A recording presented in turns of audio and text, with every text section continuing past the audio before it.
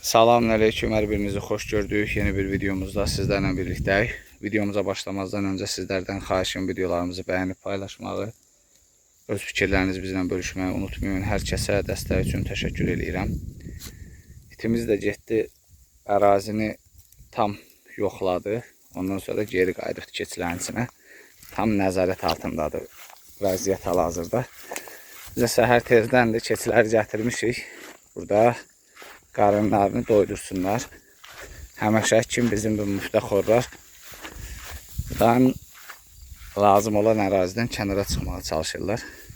Keçinin ən birinci xüsusiyyətidir. Yəni, keçi mütləq bir yerdə durub otlaya bilməz. Otun ən yaxşısını axtarır. Ən yaxşı yerdə otlamaq istəyir. Ən təzə otla. Demək, bugün nədən danışmaq istəyirəm? Artıq avqust ayının sonudur.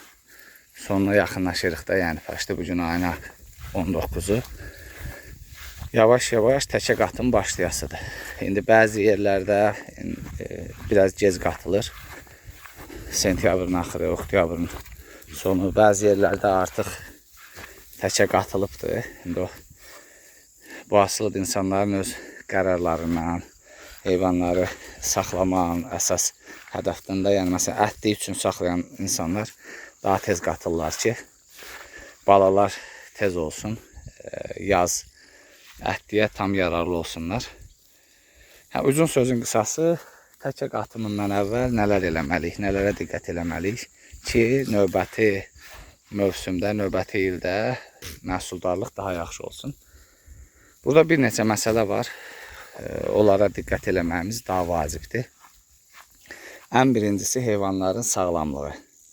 Yəni, heyvan təkə qatımından öncə sağlam olmalı. Bu da deməkdir ki, təkə qatımına qədər bütün vaksindir, iynədir, dərmandır, bunun hamısını yekunlaşdırmaq lazımdır. Hətta bunu elə planlamaq lazımdır ki, təkə qatandan, qatmazdan bir ən son vurulan iynə və ya verilən dərman bir ən azı 3 həftə əvvəl olsun ki, heyvanın canında tam o immunitet, antikor, immunitet formalaşsın. Buna görə sən kimlərsə planlaşdırırsa sentyabrın sonu təkə qatsın, artıq indidən bu işləri eləməlidir.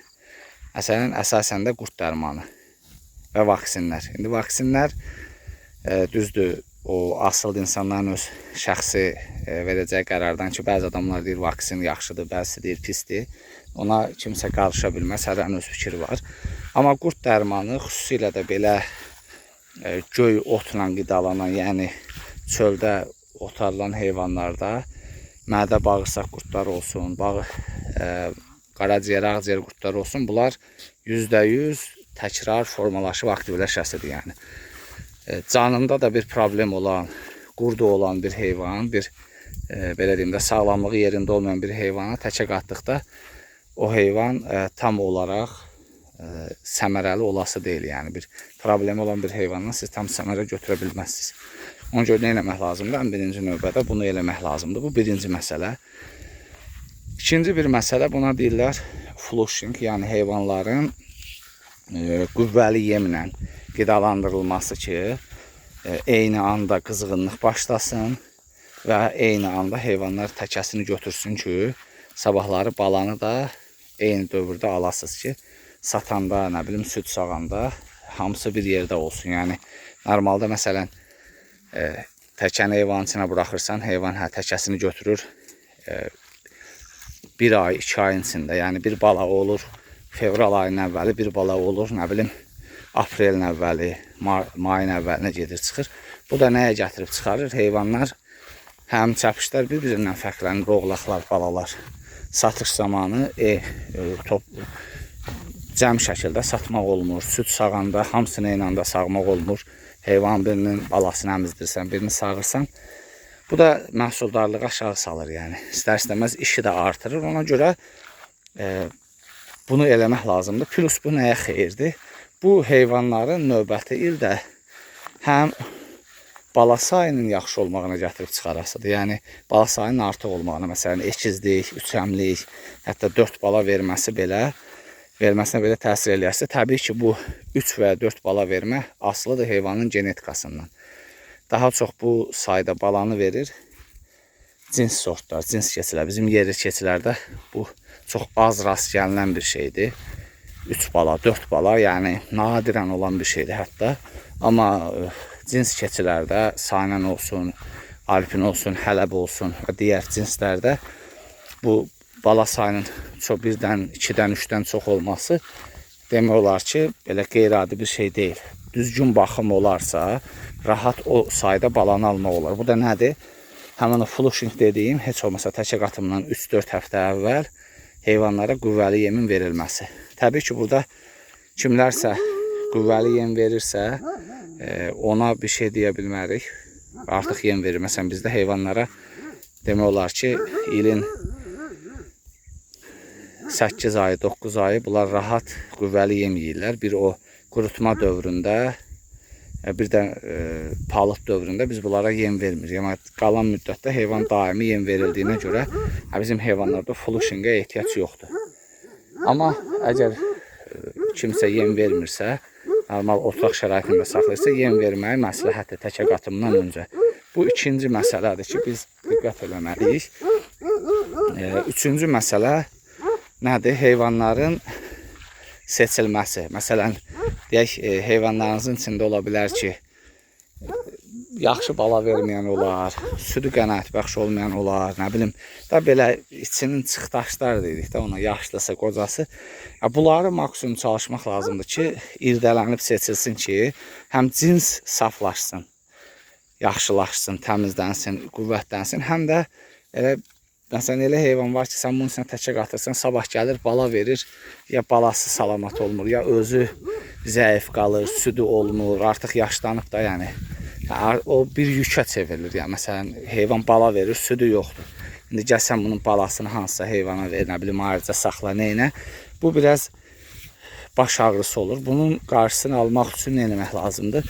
Əvvəlcədən heyvanları o içini seçib irdələmək lazımdır ki, sürü də sağlam olsun, salamat olsun. Bu başqa bir məsələdir ki, biz buna diqqət eləməliyik.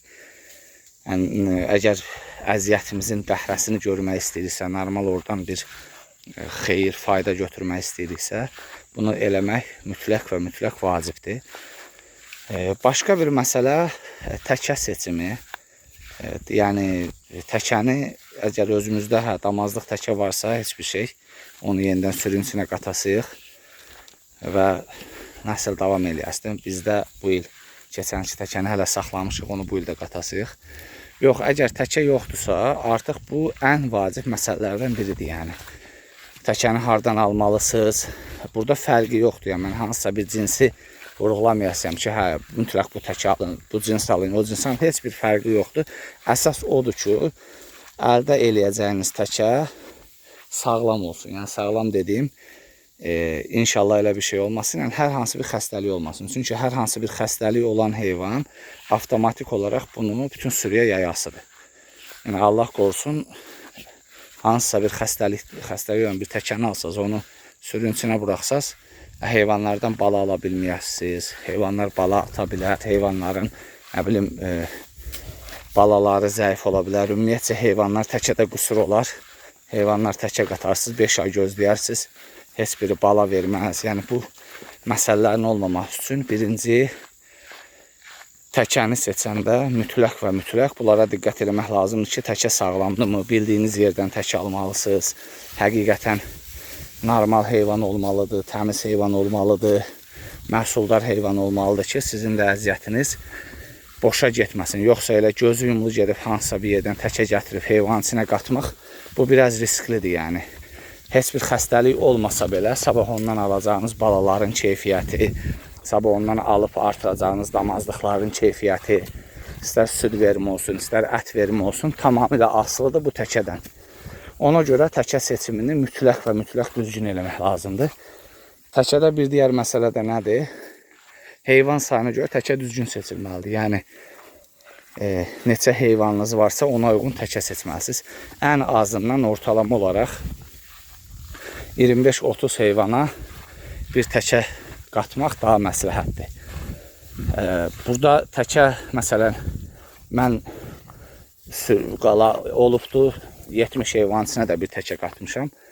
Heç bir problem də olmayıb, yəni. Düzdür, o təkəni qatandan sonra, heyvanlar təkəsini götürəndən sonra biraz narahat olmuşam ki, birdən 70 heyvana bunun gücü çatmazdı. Sabahları problem olardı, amma Allaha şükür heç bir problem olmadı. 50 heyvansına, 45 heyvansına bir dənə təkə qatmışam.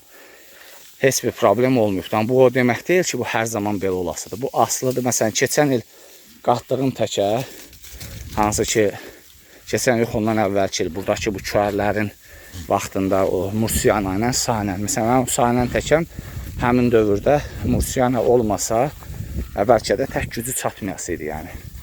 O biraz daha sanki əvvəlki təkələrlə müqayisədə daha zəif qaldı. Mən elə düşünürəm. Çünki dişi balaların hamısı gəldi Mursianadan oldu və erkəklər Sanəndən oldu. Ona görə məsələn ortalama olaraq 25-30 keçiyə bir təkə nəzərdə tutulmalıdır ki, bir təkə onu sürünü vəziyyətdən çıxartsın. Bu məsələyə diqqət eləməliyik ki, çəkdiyimiz əziyyət belə deyim də boşa getmiş olmasın. Yoxsa